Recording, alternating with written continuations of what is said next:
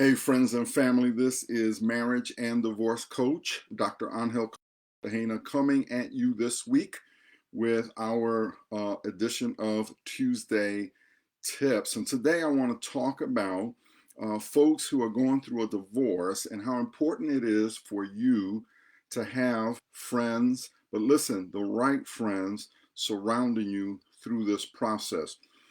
Throughout the years, one of my favorite passages in the Holy Scriptures comes book of Ecclesiastes. It says as follows, two are better than one because they have a good return for their labor.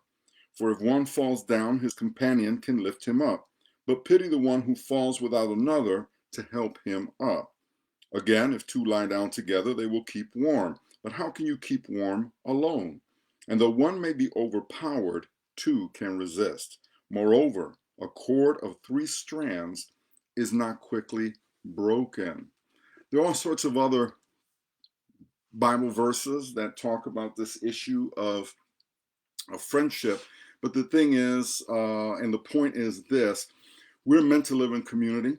We are meant to go through life with others. And it is critically important that you have others in your life when you are struggling through something in your life that is tearing you down, that is oppressing you, that is making you feel bad. And all of those things, of course, apply to the divorce journey. The worst thing you can do is to isolate yourself. The challenge for us, though, is how do we figure out who to let into our circle?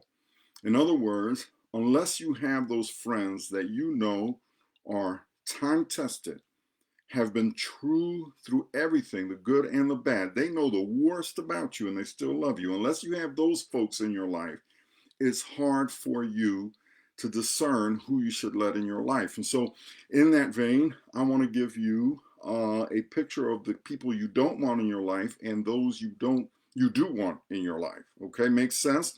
And so the first thing I want to say is, as far as the people you don't want in your life, what you don't want is a punk. You don't want a punk. What do I mean by punk? Well, it's an acronym. The P in punk is you don't want people who use prayer for cover. What am I talking about? You know those folks who will go to other people with your business, and then when you challenge them about it, what they'll tell you is, well, I was just sharing with them so that they'll pray with you. They use prayer as a cover for gossip. You don't want folk talking about your business out there. If you're not sure, if a person can be discreet, if a person can keep your confidences, they don't need to be with you while you're walking through your divorce, because you're going to need to talk about some difficult stuff and you don't need your stuff out there. The U in punk is for unsolicited advice. You don't need somebody who's going to be around you giving you all of this advice, especially if they've never gone through what you're going through. Or even worse, they've gone through a divorce, but the way they did it, they totally jacked their lives up. You don't want advice from them, right? I want you to remember that in the book of Job, his three friends gave him all sorts of bad advice, and God chastised them for it at the end of Job. But that for 7 days before they started giving the bad advice, they did the best thing they could for Job. They just sat with him. Sometimes you just need people to sit with you. You don't need anything fancy. You just need people to sit with you. The N in punk is you don't need needy or clingy people. Now listen to me. I know there's some of you out there who belong to Snowflake Nation. You're going to be all mad and upset with me. But I'm telling you, as a 62-year-old man, a pastor who has walked with people for years, there are folks who are just waiting for opportunities to connect with you. Listen, because they have no healthy relationships in their life. Their kids have disowned them. Friends have walked away from them. Why? Because they're toxic and they refuse to acknowledge that they're toxic. And rather than deal with their toxicity, what they just continue to do is just any new person that they can connect themselves, cling on to, that's what they do. You don't need those kind of folks in your life when you're going through a divorce. You're carrying your own ball and chain already. You don't need to carry somebody else's. So I know, absolutely not. And the last person is kind of related. The K is a known friend bouncer. This is one of those people who, seems to be cool with someone, and then all of a sudden they're not with them and they're with someone else.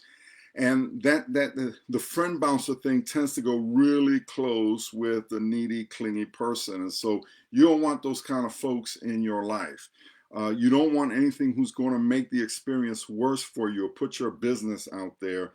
You want people who are going to care for you, love you. And so in that spirit, let me tell you what the people who you want in your life look like. I use for them the word pray.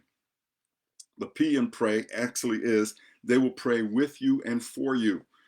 These are friends who won't give you unsolicited advice. They won't sit there judging you. They won't sit there telling you what you should have done and what you shouldn't have done. No, they will just pray for you and pray with you and ask the Lord to be the one to take hold of this thing as you look for healing in your life. The R is for reliable. Ask yourself the question, is this someone who I've been able to rely on in the past? Have they always been here? Right? I have certain friends I know that if I pick up the phone at 2 o'clock in the morning to call them, they're going to pick up because they know I'm not calling for some idle reason. So who are the folks who will take your call at 2 o'clock in the morning? And by the way, oftentimes these are the same folks you would take their call at 2 o'clock in the morning. Those are the folks who are reliable. The A in pray is they're available. They are the kind of people who will be there for you when you ask them to show up. They'll do the things that you ask them to do. Mind you, you don't want to take advantage of them and ask them to do anything that's ridiculous or anything that's unnecessary. But it's just simply, like let's say, for example, you're going through a divorce, you're a mom with young kids, and, something comes up at work. Who are the people who you know that you can call? They'll pick up your kids and your kids will be safe with them. That's what I mean by available. And finally, the Y in pray, people who have your interests at heart. Remember that agape love is the love that we are most asked to have by Jesus for others and for him. And agape love is not an emotional love. It's not based on feeling. It's not based on emotion. It's not based on any of that. It is a love that is based on your intent, your will, your desire to actually do something that is in another person's interest. And so who has loved you that way? That when they have acted, they have done so in your interest.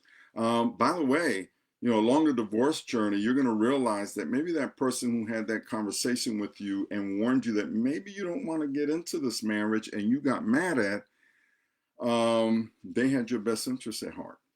And so those are the kind of folks you want to have with you. You don't want to have a punk. You want to have someone who prays. And so I hope this helps. There are many more nuances and whatnot to this, but one thing I can tell you is having gone through my own divorce journey, that it was having loving, praying people, non-judgmental people, available people, reliable people in my life, who helped the situation go as best as it could. I mean, it still hurt. There was still pain. There was still all this stuff I had to work through.